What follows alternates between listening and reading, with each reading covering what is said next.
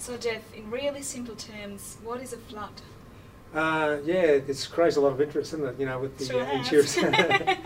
Basically, if you have very heavy rain in a creek catchment and the catchment gets saturated, initially you have a loss because if it's dry, the rain falls and sinks into all the dry land and doesn't run off.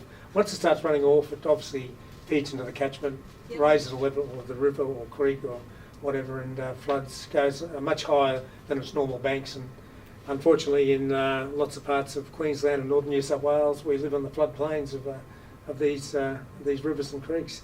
The other thing that can happen if it's extreme rainfall, it will come down and flood areas above the river catchment, and that happened in Mackay in 2008, the Gold Coast in 2005, where there was big, you could call them that, the big floods in 2005, where there wasn't river floods, but there was flooding on the overland. The rain was just that heavy. Oh wow! Yep. And I guess that's the ones where the insurance companies cough up. The ones where they don't pay unless you've got the right insurance is if it's riverine flooding. Yeah. So there's two different things: flash flooding and riverine flooding, and sometimes it's a bit grey between the two. Flash flooding referring to the term when it just flows straight over the lane rather than going into the catchment. Yeah.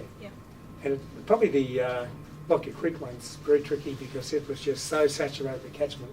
They had so much rain during December. Anything that fell and that thunderstorm that went so across. So just can't absorb it. Yeah. Just goes out. Yeah.